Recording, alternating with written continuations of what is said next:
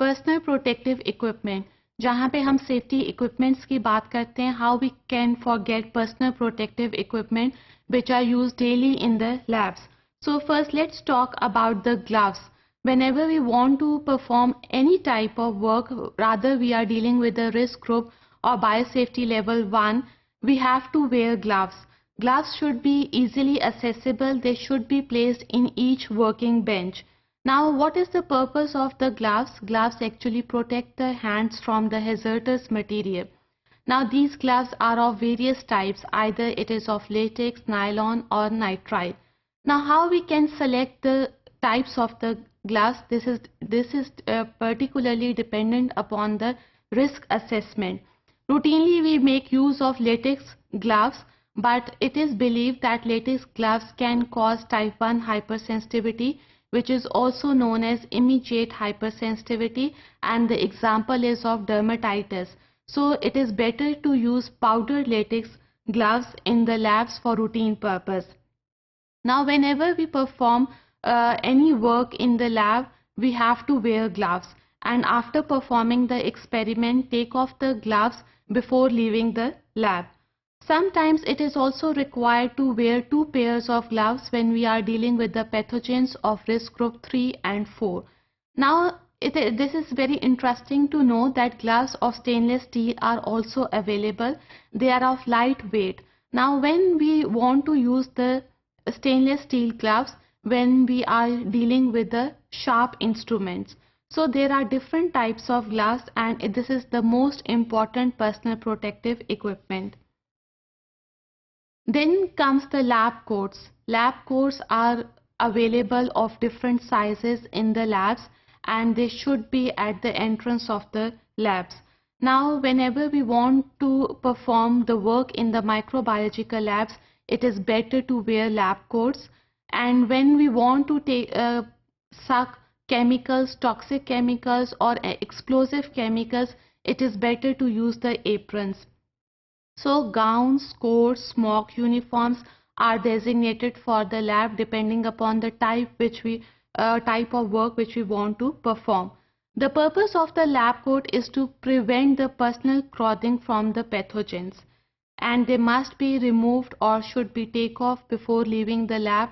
For non-laboratory areas such as library, canteen, it is better to take off the lab coats. Now lab coats, don't take them at home for washing purpose.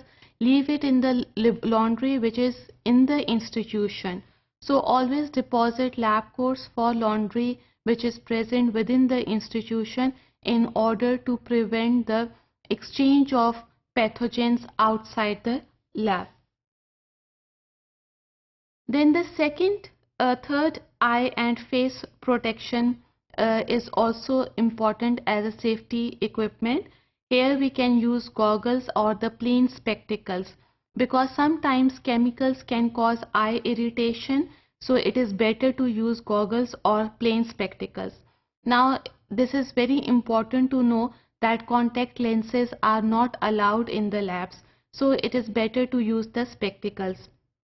Then if we are dealing with the chemical or with the pathogen where there are chances of aerosols, always wear the face mask. Then face shield or splash guards are also available if there are chances of splashes on the face. Now it is important to note over here that goggles, masks, face shields, they are available of different sizes, and they can be decontaminated by using various disinfectants.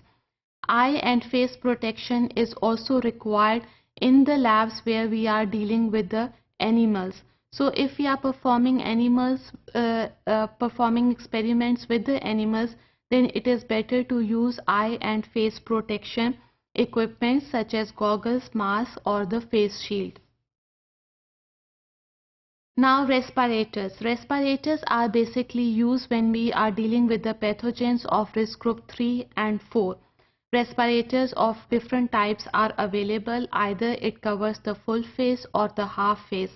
Why we use respirators? It is better to prevent the inhalation of the aerosols when we are dealing with the pathogens of risk group 3 and 4.